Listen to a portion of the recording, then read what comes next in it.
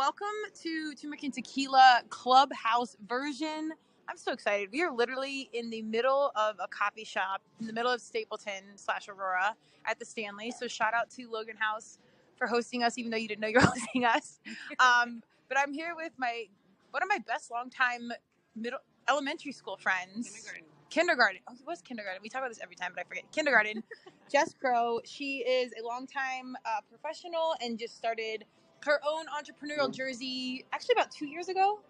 Yeah, like ended 2019, like started the company, but didn't really have an idea what I was going to do yet. And then dove in the first 2 months of 2020, and then the pandemic hit. And I was like, wait, what? I can't believe that's been 2 years. I know. So if you want to know the full beginning, go to Turmeric and Tequila. I think it was like cast 15. Oh my goodness. It was a long time ago. I meant to look that up. But anyways, there's a full cast on Justice Switch. We actually talk about alcohol and its effects and some angles around that. It's an awesome conversation. But anyways, we want to talk about the importance of coaching today and how as we get older, it just gets less and less normalized that we get a coach. As you're a kiddo, you go to soccer practice, or you want to learn something, you go join a team and you find a coach. But it's super important to keep that throughout life so you can streamline process and really get to the top of your game faster the right way. So without further ado, Jessica, give us a little bit more about your background and how you kind of got to where you are today. Yeah, so thanks, Kristen. Super excited to be on your show. I love it. I love listening to your podcast. Thank you. And thanks for having me on for the second time. Hopefully many more to come. So my background, I grew up in Aurora, went to school in Boulder, finished school in Denver, and then had been working ever since I graduated. And when I ended high school, I sort of ended the coaching experience. Going through high school athletics, I decided not to play sports in college because I was super distracted by many other things. So I sort of lost that experience at that point. And when I started working, I was super motivated to just make money, to advance, to get ahead. And throughout my working experience, the companies that I worked for, several had leadership development opportunities and programs that were somewhat like coaching, but really the intent behind them was to expand your awareness of the organization and give you exposure to other leaders. But it gave me a little bit of a taste for what coaching could be like. And it wasn't until I was about to leave DaVita that I really got into investing in coaching individually. I was at a crossroads in my career. I wasn't sure if I wanted to continue working for the same place. And I was just sort of struggling with making decisions and what to do next. And by reaching out to a coach, I was able to align on what are my values and what are some of the reasons why I'm feeling the way that I'm feeling. And that really empowered me to take the next step. But I will say, I was in my late 30s at that point. And coaching is something where I think at the time I hadn't invested in it sooner because I thought it wasn't something that I could necessarily attain because of the cost or because of the commitment, which is just not an accurate way to go about thinking about it. That's something I've learned over time. So I worked with a coach prior to leaving DaVita. I worked with a coach after leaving DaVita. And DaVita is a great place to work too. It was just my time had sort of come to do something different and really take a look at why I was working and what I wanted to do next. And after I left the organization, a coach helped me, kind of rethink my lifestyle and my priorities and really get me back into a place of, holistic health, because having worked for almost 2 decades in a corporate environment, I'd let a lot of things sort of slip and slide along the way. And then throughout, since then, I've continued to invest in coaches who have helped me expand my awareness, who've helped me think differently, who've helped me move through different blocks. And I wish that I had made these choices earlier on in my career. Even, back when I was in college, you've got mentors, you've got advisors, you've got lots of people that are willing to help and support you along the way. But there's some sort of exchange between an individual and a coach that is different than a mentor, that is different than a boss, that is different than kind of anything else out there. And so that's sort of where I got into coaching. And now I'm doing that myself, where I'm teaching people different business skills and then applying coaching to that as well, because it's such a bigger impact and a more special experience. And I know, from our conversations, you and I have reached out to people that are intuitive coaches and healers and different, areas of our life. And so, and I think we've kind of crossed paths with some of the same people, but that's my experience with coaching and the value there. And I mean, I know you've being a college athlete and having lots of coaches. Like, what's your take on it? Yeah, well, it's I like a couple points you pick up. We're going to unpack specifically what we do as professionals now, but I think it's really important we unpack the background, because how we got to where we are is critical. Because I don't think you know you need something until you really realize you don't have it. Yeah. And as simple as that sounds, it's usually a deep awareness of like a breakthrough of, okay, I got to fix something. And it's ironic because out of college, I started a business and I began the entrepreneurial journey right away because I had a college coach and I didn't want a boss anymore, like no matter what. So that shoved me in the entrepreneurial direction.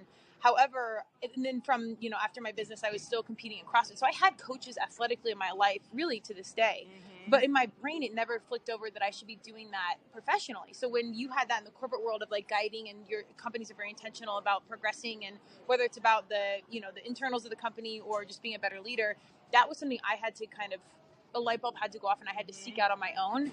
And just like Jess said, we have traded, like, who do you use for photography? Who do you go to for core values? Or how do you start to unpack some of these things? And it's usually never about the company you're with. I think you just hit a point in life where you're seeking something different or more, or you get probably so good at it, it gets complacent, and then it becomes unfulfilling. So I was on the other side, more athletically experiencing that, while Jess was more, I think, professionally experiencing that. But the thing is, it's really not that different. Yeah. So, while I had all this coaching in my life, I really intersected with Jess talking about like core values and like, what are you doing to just figure out the whole human approach, personally, professionally, self-love, all the cliches.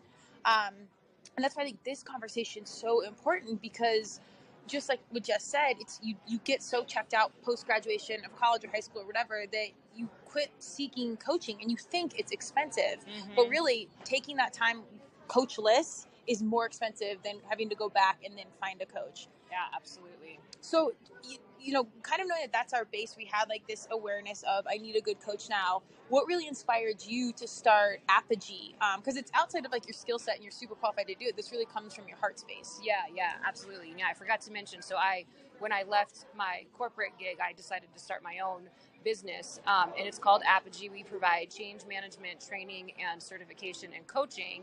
And why I wanted to get into that space was because I had learned a lot along my professional journey.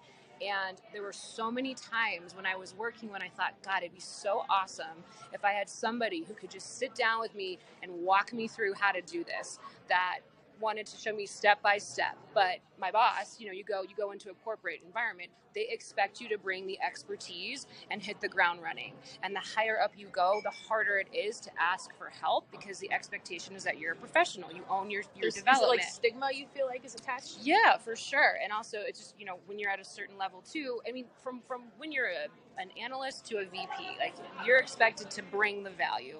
And your manager is not necessarily going to train you. You have to find that on your own. And if you're not working with the coach, then you're doing a lot of, Googling or self-improvement or finding courses or whatever by yourself. So, and mentors are great because they can provide you with perspective, but they have the skin in the game is different. Yeah. And so I wanted to offer something to people that were working, that were trying to advance, that were wanting to do their job better, but provide it in a way where they're actually learning skills that they can use in the workplace. And then they've got me in their corner holding them accountable, which is what a coach does, identifying where they need to think differently or improve, which is what a coach does, right? They identify, here's where you could do something differently in order to get a different result.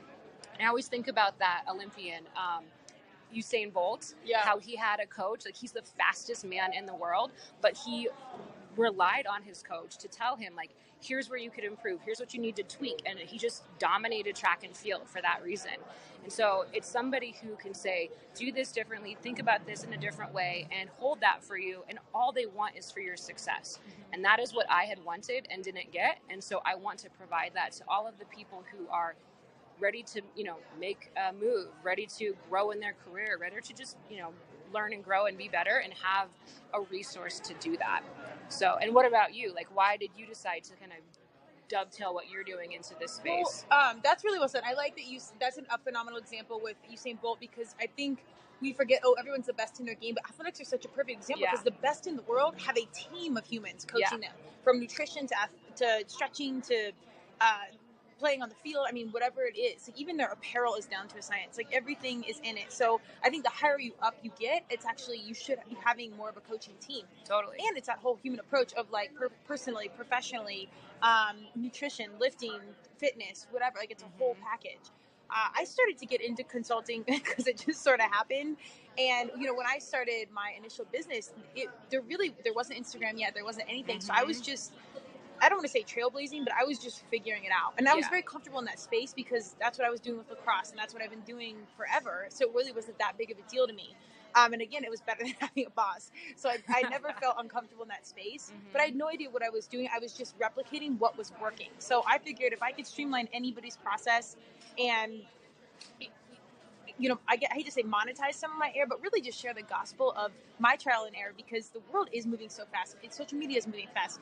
Every industry, like, the landscape is changing so quickly that if you don't tap into some of these resources of people that have done it before you, you will be run over, and it'll cost you time, energy, and money. That is so you hit the nail on the head for me. And then that's actually, you know, I sort of have utilized you as a coach to some degree, where you're further down the path than me. And you have shared your wisdom and your expertise, and you're so right where you can certainly struggle through it and figure it out. Like, that's a great path. And a lot of both of you and I have done that. Do that. Yeah, because we're going to have to. But then there's so much value in talking to someone who can cut out the 27 steps that was the trial and error that lasted you a year, and make those quantum leaps from where you're at to where you want to be. I mean, that is worth every freaking penny. Yeah. Well, it's not just the money. If you think about, you waste 2 years figuring it out, and your message is your heart space. It's not just making a widget that's better than the widget prior. You're wasting 2 years of, you're getting pulled in a direction God, universe, Madonna is telling you is your gift. That's 2 years people don't have your voice in their life impacting what they're doing. So it's money, and it's also just time and energy. Yeah. And everybody's process looks different. And some people really need to go through like figuring it out to like make it stick. So we feel you, who, you know, if you're like us.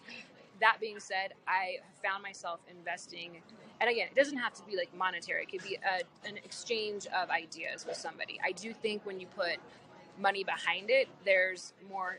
It keeps using the word skin in the game, but you're committed and you're accountable. Yeah, that's right. That being said, there's a lot of different ways to get coaching, not necessarily from a coach. However, I've been seeking that out more as I've wanted to progress more quickly and accelerate the speed with which I am able to accomplish something. And that's more important to me now, especially as I want to get my message out there. I want to help people. I'm really excited about what I'm doing. And so, you know, who can I tune into and tap into? And it's not always like who you think it's going to be will be, you know, end up being your coach. It's sort of word of mouth, and then you're like, oh, that seems interesting. Yeah. Well, that's a perfect segue of how to find a good coach, because there's a couple of things to go. Obviously, you need somebody that's applicable to your desired leveling up skill set, like whatever you're, you know, aiming to be. Also, it's personality. It's the way they deal and communicate with you. Are you genuinely inspired with them as a human? Like, that's big for me. Like, I can see some people that are really good at what they do, and then I see like their real life behavior, and I'm like, there's just something about it. Like, I just can't look at you as like a leader. Yeah. And people probably can say that about me easily. And they're like, you're drinking tequila. And I'm like, yeah, I'm really good at it. Yeah. But the good news is there's millions of people out there. So you find what works for you. Other people, that's the sell point. Yeah. So it depends on what it is. But what were the first steps? Like, and we've talked about this, like, just, I think we had this trial and process of like intuitives or core values. And I think some of those steps even led to like our, you know, leveling up our professional pursuits.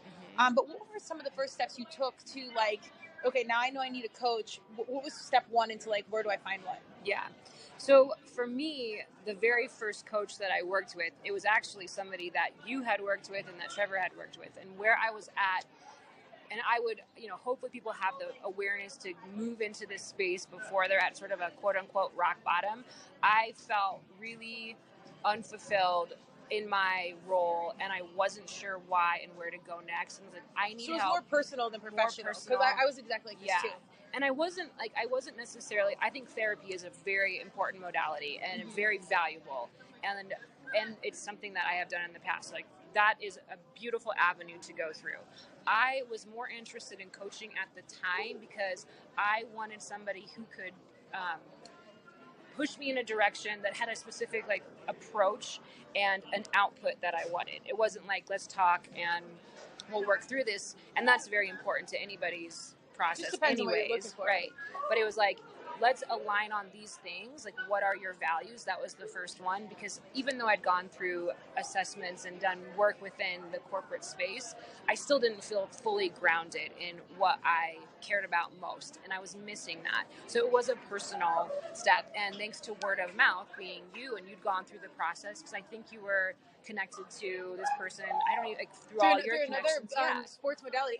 The beautiful thing about my work is it's about human optimization, whether it's athletically or like military based or something. It's really about getting the most out of your life. Is kind of like the companies I work with. So it's ironic that I was doing this for work, but really so much of what I've been able to do, which is consensual publishing, has been nurturing to me. Totally.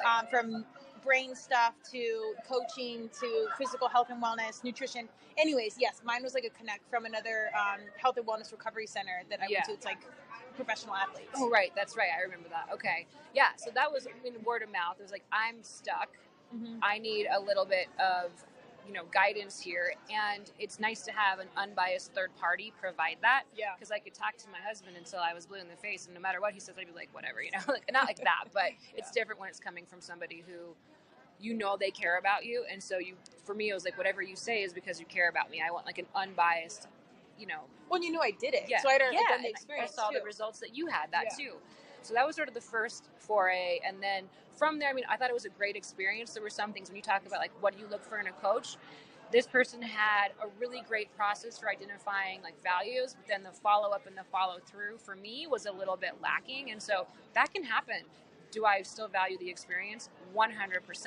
It led me into a space where I was open to getting coaching from people in the future, and that has been transformative in my personal and professional life. So that was really where it started, was from a place of dissatisfaction. Where I'm at now is from a place of wanting to grow and get better, and do things more efficiently. So it's just been a progression, and a lot of it has come through just, you hear pings from people like, hey, I've talked to this person, hey, I've talked to this person, they've got this person, they've got this skill set, or they've got this capability, and you're like, oh, maybe that could help me. And even if it's one conversation or several, there's a light bulb that hopefully turns on when you have that conversation that allows you to think differently. And one more thing to add too, I really appreciate the live conversations with a human. Yeah. Do you agree that you can also get coaching, like be coached through people that you don't even know, that you're listening to a podcast? Like, I think that's one of the beauty of having those types of digital like content, is because it's like coaching, but it's not, one-to-one, which there's value in that too. Yeah, I absolutely. I think, the beauty of 2021 and, where our young people are at is it's normal to go to YouTube and figure out mental health, or even TikTok is like one of the leading modalities for mental health. And it's a whole other podcast. Yeah, we can unpack that later. But I'm here for it. The more I engage on TikTok, it's like soul Botox. You do see how like it speaks to certain generations, but there's meat in it. And just like when Jess said, our initial coach we had worked with, there were things you like and things you're like, oh, this could have been better. But then as you develop as a coach, you see things that don't vibe with you that inspire to dial those things in your process, if that makes sense. So some things that you seek out, like if it's your first coach and it's a little bit not what you expected, it's okay, because that's prefacing you for the next right coach or the next right step. And so you need some of those things where like, this isn't exactly perfect, but now I know what to look for next go. Yeah, exactly. And how to be better as a coach. Yeah.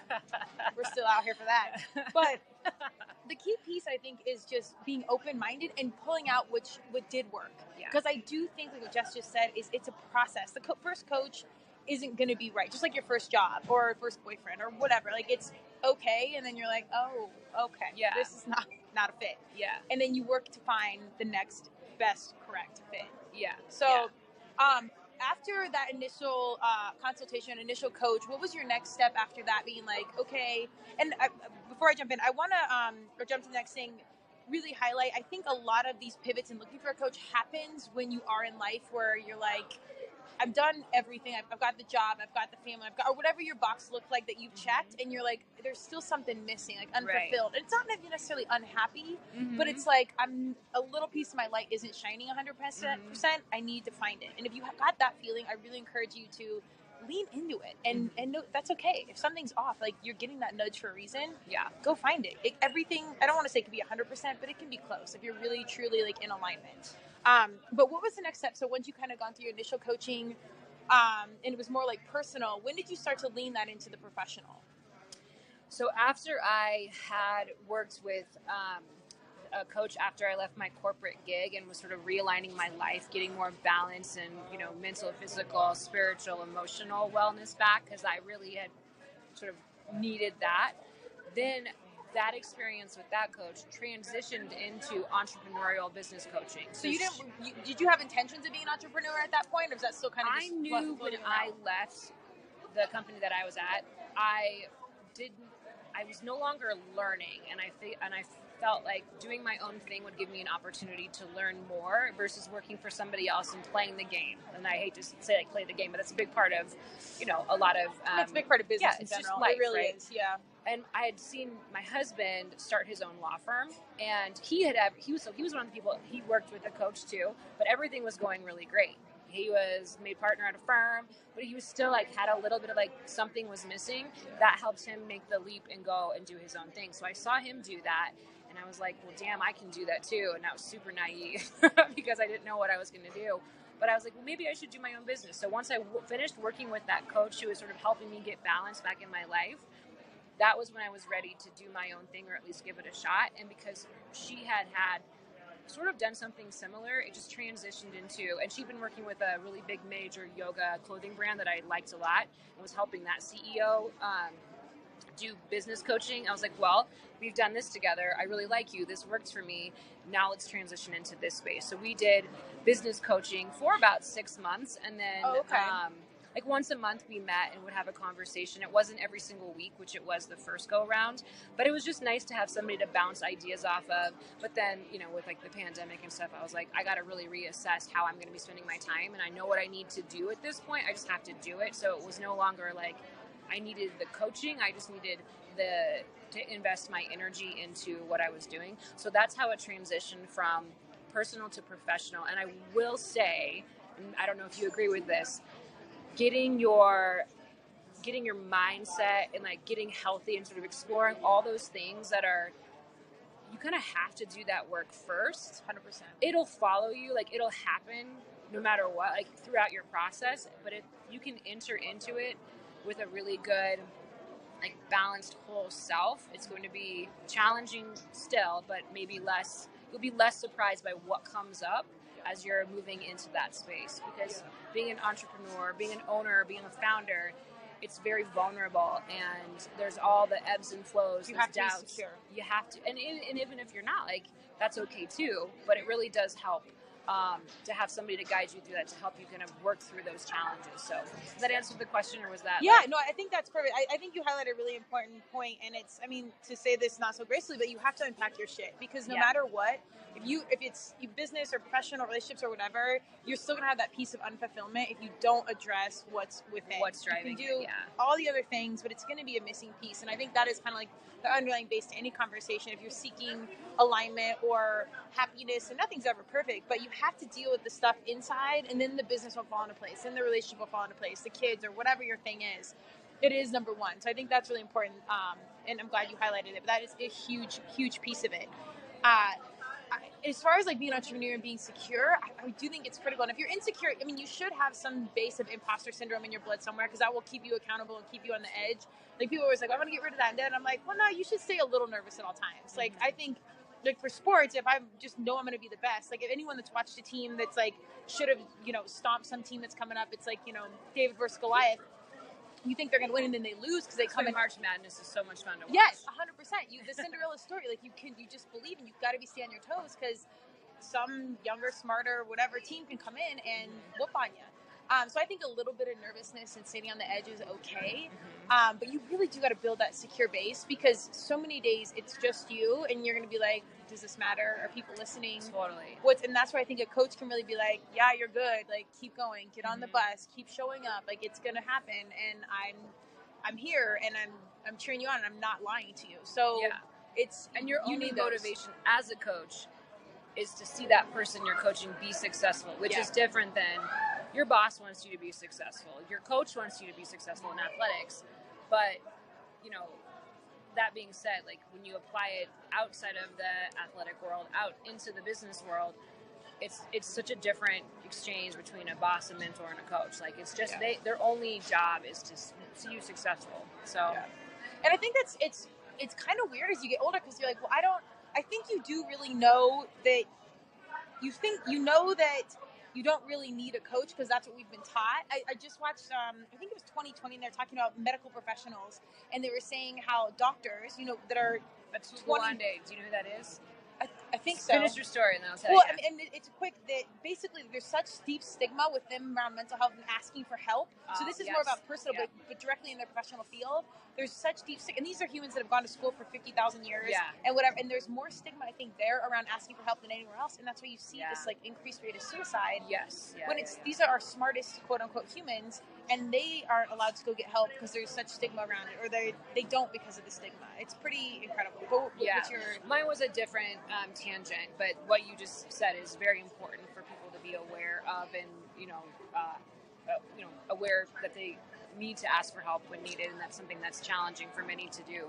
Atul Gawande, he's a speaker, surgeon, TED Talk, and he was talking about how do you get, if you want to get better at anything, get a coach. And he is someone who has been highly trained. Heard this. Yes. He was in India and going to different birth centers and noticing the death rate for babies and mothers. And it was all very simple things that could be done differently that were standard of care in the United States, for example. And these nurses and doctors where he was going to, they were highly trained, highly experienced. That being said, they needed to recognize, like, okay, if you do this and this and this different, then you're going to get a different outcome. And so by providing coaching, he sort of transcended that back into his workspace as a surgeon. Like, you're at the top, you've been extremely trained. Having somebody come in and provide that to you is how you're going to continue to improve. And I think where many people, once you've got the degree and then the other degree and then you've got the experience and you're at that, the high level, what do you do then? How do you keep getting better? At that point, I think many executives, for example, are like, well, I've got all of this experience, therefore I'm providing the coaching, but then they're not doing the development I don't think themselves. They think they have to. Yeah. To be honest, as a competitor, I love to see that. Because I'm like, oh, good, you go ahead and take a break. I'm going to keep working, and in 2 weeks, you're going to be antiquated, and I just swoop in a neon outfit and streamline your entire process.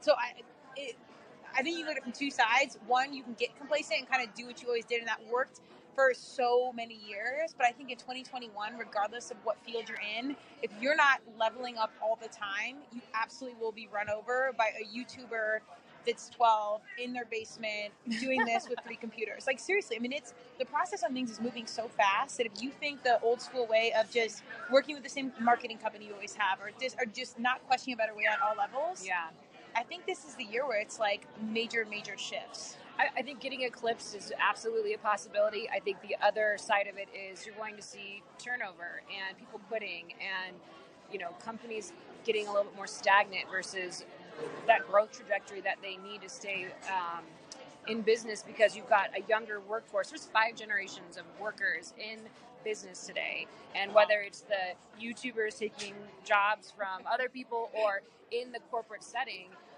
you have to be able to connect with that workforce that is coming in behind us also, just in terms of like the years that they started working. And we also have to break down that stigma in the corporate setting.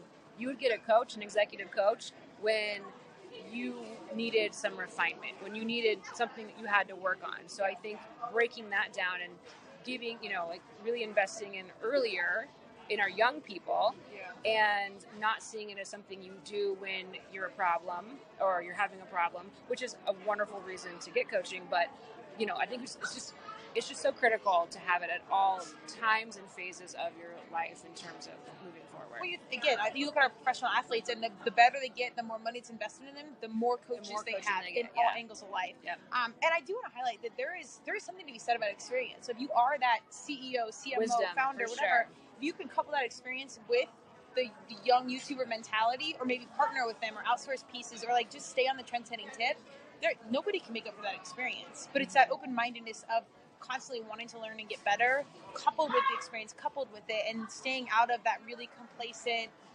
laid back, well, this works and it works forever mindset. because it won't work forever. And you see this with major companies like Coca-Cola or Ben & Jerry's that has leaned heavily into like diversity and equality and really stepped out of the bounds. Yeah, to highlight things that have really never been done before, and I think it served them greatly. Also, tell us specifically about what you're doing, your programs, and give us like a highlight reel of everything you're offering right now. Thank you. So change management, change leadership is what we provide in terms of training, coaching, and certification. And it's a really important skill set that not just people in a change manager role should possess. Anybody who is working in an organization or is... Before that, you break down change management. Yeah. Like, let's get down to like the way brass tacks. Like, what in the heck is it? Okay. Yeah. So change management is working with people to help them understand what's happening and like what the current state is and getting to the future state. So anytime there's a transition in work, anytime there's a project, an initiative, or a culture shift, it's getting people on board with what's happening so they can feel good, make the right decisions, act independently, and support the business goals and objectives. So it's like a big high-level way of thinking about it, but it's how business moves forward.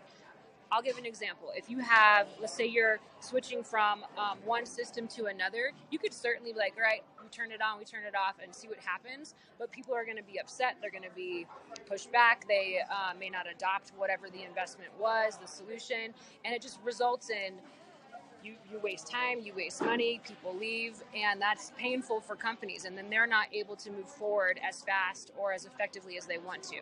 Change management is a discipline that puts in a way of thinking, like an understanding that you, Kristen, your process of moving through a change, of experience change, is going to be different than my experience. Like, I like change a lot. I'm going to probably be one of those first movers on it.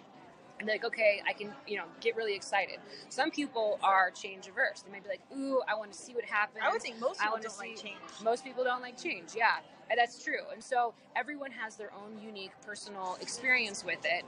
And that's on top of the fact that like something still needs to be done differently within a company.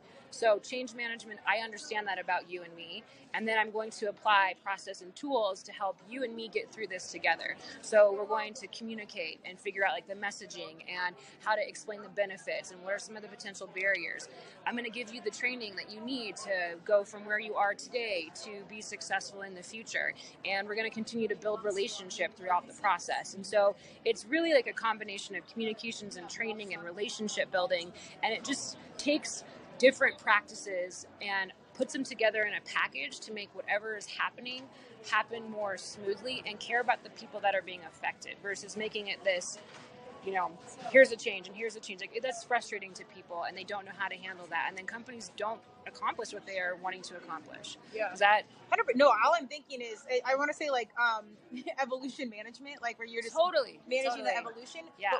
But all I'm thinking is like how this could be personally applied. Like divorce happens or the pandemic happens and like something changes. How do you transition? And you have the life skill set to know how to transition eloquently or management. How do you adapt? How do you learn? How do you grow? How do you keep moving forward versus getting stuck, digging in your heels, suffering? Mm-hmm. So yeah, it is. It's a very business application and also human application on all fronts. Yeah. So what we do currently is we provide the more business context training so you can apply it to a project or program or initiative you're working on. But then the coaching piece comes in. It's like, I'm going to hold you accountable. I want to make sure you actually understand how to do this. There's a lot of crazy stuff happening in your organization. Like, things are changing left and right. How can you still be successful when this decision just happened and that changes the trajectory of what you're working on?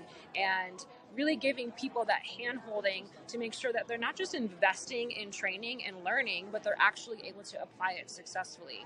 But I've had so many people that I've talked to be like, well, could you apply this just on like an individual level, just offer individual coaching for anybody who's in transition, who's, wanting to leave their career and do something different or whatever? And truthfully, the answer is, yes. Yeah. So maybe down the road, some individual coaching, but that's what Apogy does today. It's training any role in an organization who has any participation in a change project and an initiative, helping them be successful and helping them sort of raise the overall organizational resilience and success when it comes to, getting strategic execution and getting it done. Yeah.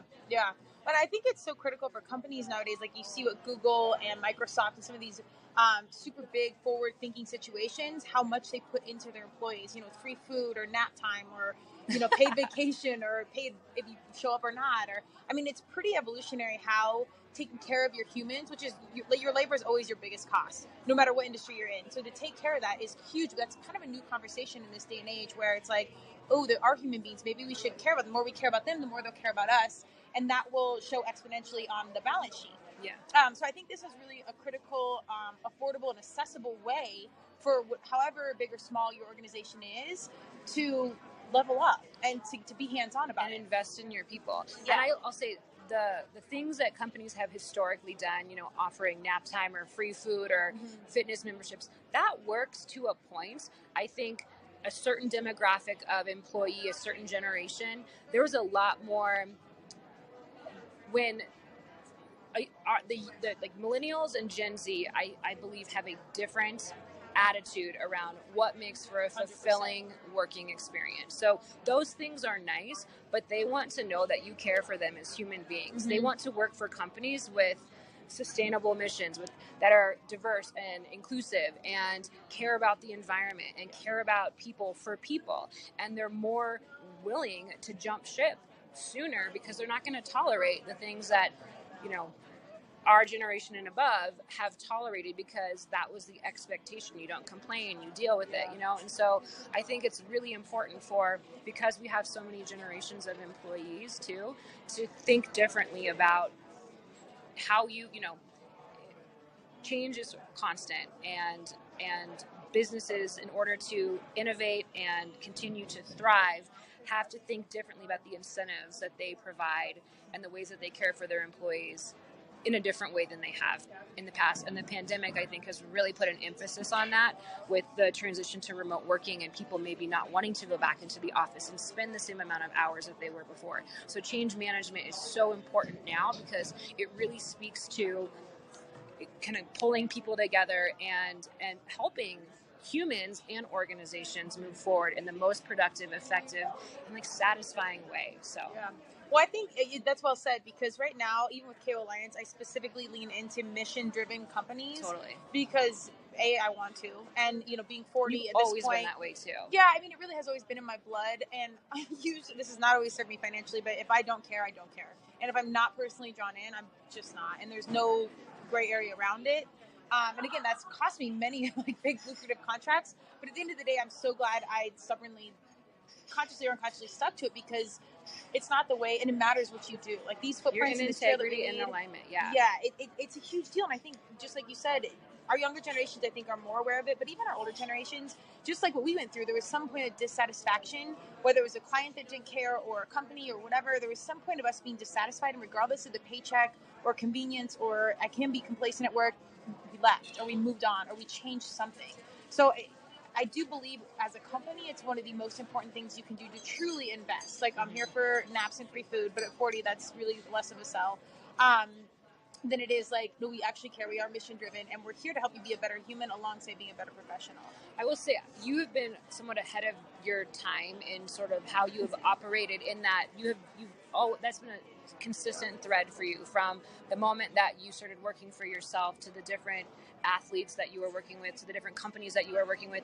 You've always had that line of integrity and this is what matters to me, and this is who I want to work with. And I have seen you leave opportunities or say no, and that was, at the time it was well, I'm willing to tolerate that, I'm surprised, but that is going to pay, and it has been paying dividends for you now, because you have never wavered from that. And that is something that I think many people and organizations are catching up to, because it is so necessary today. So kudos to you. Yeah, I really appreciate that. That speaks to my heart on so many levels. Because sometimes, and I say this to every entrepreneur, sticking to your guns, or even again, it wasn't I had something to prove, or this is it. I just literally couldn't do it. So I'm so glad now that is the right thing. But I think as an entrepreneur, you really have to have your own checks and balances. Because DC, and I did find myself in situations where I'm I know we're 2 years in and the paycheck's great, and I thought it was a good thing, but it's really not. And Jessica had actually asked me this 2 conversations ago. She's why do you feel this disruptive point? Why do you want to shake up the earth? And I really had to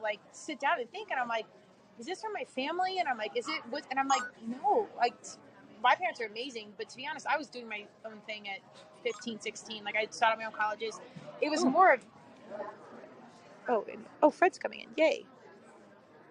Sorry to interrupt that. We got a Fred, come on in. There we go. Cool. I think you're in. I think we're good. It was more of a point of getting to like the top of these games, even athletically, professionally, like dealing with big clients or being, a top 20 D1 team. And it's not that I was the best player, but getting to the top of some of these things and being like, oh, maybe some of these humans really aren't that great, or this process isn't that clean or clear, or something just doesn't feel right. I think that has fueled my fire more than anything of like, this is why we need to shake stuff up. So to circle it all back, I think you do have to make these integrity pieces. Highlight though too, when you were in those moments where you had that awareness, like this isn't working, then I would have conversations with you and you'd like talk to a coach or somebody in that coaching role, like get to that breakthrough moment. And you've done your own coaching, like self-coaching too, but I just remember there was moments where you're like, here's where I'm at. And then you'd have this breakthrough conversation with somebody and I was like, okay, this is cool. Yeah. And that's really critical. Sometimes it is formal coaching, but to have homies and friends to be like, I hear you and I get this. And also like sometimes when you're so in the thick of it, like I remember my brother at one point being like, you're not you. Something's up. Like something's off. Like you need to figure something out. Like having someone around you that's maybe it is a paid professional coach, maybe it's just a friend, but to someone that knows you, be like, you got to stop. Because you do get dialed into it, whether it's corporate world or me for CrossFit. I was so far down the hole in it that I was like, I had to be pulled out and there was deep evolution there, but you had to have people close to you that know you, because no matter how balanced you are and how good you are at being aware, you will get sucked into some situations. It's just what it is. Yeah. Yep. That balance is hard. Well, that's actually kind of a good segue too. With the business and the personal, I want you to talk a little bit about the yoga. How have you maintained like your personal evolution? Because entrepreneurial, family, like so many things can take over. It is hard to do the quote unquote self-care. Yeah. Well, yoga too. So I'm a yoga instructor part-time. And I got into teacher training during a lower point where I was like, I need to focus on something productive that makes me happy. This was when I was working really hard at in the corporate world. And, for me, that was self-care in itself, was going through that process. Yoga has always been like exercise, fitness. You're going to be getting benefit from that. But what I really like about that practice in particular is the whole mind, body, spirit connection. And I'm very aligned with, yoga philosophy. So went through that process to heal, and now it's leveraged to sustain and maintain, balance and quality, and kind of something I come back to whenever I feel like I need, to develop strength, flexibility, but also get into the mind and body together, because our body reflects sort of what we're feeling subconsciously and consciously. And yoga as a practice, so for anybody who's interested in getting into yoga or interested in exploring it, and again, you can get these benefits from going for a run and doing CrossFit, but with practice and the intention behind yoga is that you're sort of moving the energy, clearing the blocks, clearing the tension, releasing whatever is within, and that aligns with releasing some of the, what's going on in your head as well. I love that you do that as a coach, because I think that I need to do more yoga. CrossFit is my church, but my body is we're so tight at this point. And you could see my face is a little burned from a chem peel, so we are a hot mess right now, but I'm here for transparency. You can know the truth. But it's amazing that, you can, I love coaches that live it and preach it. And that sounds funny, but a lot of coaches don't. Like, they'll just talk about it. But that has been like the flaw that I have found in the coaches where I'm like, that was okay, was where it's like you have this piece that you're really good at articulating, but when it comes to like living it, I'm not seeing it, or you don't have that experience. And for me, that matters. Now, me too. There are some coaches who are like really well versed in having conversations and doing like coaching conversations and whatever, and that's great. And that there's tremendous value in that. But I think we're aligned where it's like, I want to see that show up. I think that's the future consumer, though. I put money on it. Like, I think that anyone that's not living what they're preaching, you either A, need to be in politics, or B, you need to go do something else, because I don't think that works anymore. I really don't. And this is my unsolicited consultation to anyone that's listening. I don't think you can do that anymore. And the thing is, not only are you not doing what you preach, you're not evolving your own process. Like, you're not living it and being like, oh, I didn't understand this changed. Or, it's so hard for me to even listen back to my podcast, because I hear my voice, or I say so much, or I talk so fast, and it's like, I've got to re-listen to them and keep being a student of the game. Otherwise, my process isn't evolving. Yeah. So I think you got to be in it and you got to do it to continue to level up. So that's, I think at some point the whole yoga, the whole lifestyle will feed your sell point as a coach, 100%. And with Apogy, we do integrate well-being into the training already. So within the course, for example, there's a meditation, there's movement breaks, there's recommendations to journal and write things down, and that's just infused because your whole person, the way that you learn, the way that you grow, having a whole, like being well is going to support your learning, going to support your growth, and make you more open and ready for change. I love that you're going back and like listening and learning that way. But I also know that you, Kristen, are taking care of yourself when it comes to what you're eating and your exercise and all of those other things. And if you have those things aren't like aligned, then it's going to be really hard to grow in other areas because then you're kind of off out of balance, Totally. This is why you spring for that top shelf tequila, because it is good self-care. Yes. It's worth it. You got to balance. All right. Well, we're going to wrap up here in about 5 minutes. I just hope there's some really transparent through lines as far as taking care of yourself, and feeding the self will feed the business, the personal, the relationship, everything else around it. The importance of seeking out a good coach, personally and professionally, talking to the community around you, your friends, what they think. I think the word of mouth is a great, simple way to find a good coach to lean in, and really clear and transparent on why that coaching as we get older streamlines process, holds you accountable, and is so deeply important. Yeah. Do you want to give us a quick 411 on the courses that you have available right now? It's been out for about 6 months, or is it longer? It has been, but we redid our training. So now we've got a change leadership coaching, training, coaching, and certification program. So that includes 7 weeks of coaching calls with me. And then we also just have the course. So it's the training, the change management, change leadership certification training that people who prefer independent learning, that maybe are current change managers that want to just dabble in let me get a different way of thinking about change management. Great opportunity there, and you can get certified as an Apogy certified change leader.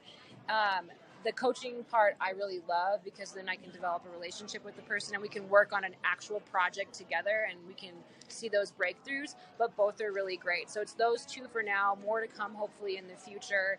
We've got, if you go to our website, www.apogy.biz. You can sign up to get on our email list. You can follow us on LinkedIn. We'll have a webinar coming up on May 18th. So if you're interested in learning more about what this whole change management training, coaching, certification experience could be like, I'm going to be doing a live tour of... Is that free? It's free, yeah. So you can register through the site. You can go on LinkedIn and follow Apogy and register that way. And then I'll just walk you through, here's what you're going to get out of this. Here's what the course is going to look like. Here's what your experience will be like. And then if you work with me, here's what that'll be like. So more to come on the 18th of May. It's at 1 o'clock Mountain Time. And yeah, so that's it. But hopefully more. And then, again, the individual coaching hopefully will come down the pike. Got to think about how to structure that offering and make it meaningful for those who are interested in that piece. I love adding the business skill to it, because then it's sort of the 1-2 punch. You're going to be, learning something new. The conversations are also really valuable. So we'll see where that goes. And when are you teaching yoga? I teach at the Core Power in Central Park now, aka Stapleton was the name, now it's Central Park. Every Wednesday at 10:45 and noon, and then I sub a lot too. So those are my two regular classes. Get your biz right, get your mind right. I love it. All right. It's all the angles, and I know Justin and I are both open. If you've got a question on coaches we suggest, or a recommendation, or whatever, you know how to get a hold of us. KO Alliance, my consulting firm, is out here. We are working specifically with mission-driven businesses and a lot of 501c3s, nonprofits, and people that are really just working to shake up the space. So if you're that, holler at me. We are content creators, professional, but we can kind of help you in all the angles. If you know with us. But Jessica, I really appreciate your time and energy. Thank you, same. It's always fun talking with you. Yeah, let's do this in 6 months. We'll do another Clubhouse, Parker and Fred Look Alive. And we'll check in and see how the course has gone and where biz is at, kind of coming out of the pandemic and everything launching, and people, I think, being more open-minded to dialing in their business now that they're out and free, and we can create the hustle. Yeah, absolutely. All right. Thanks, you guys. We'll talk to you soon.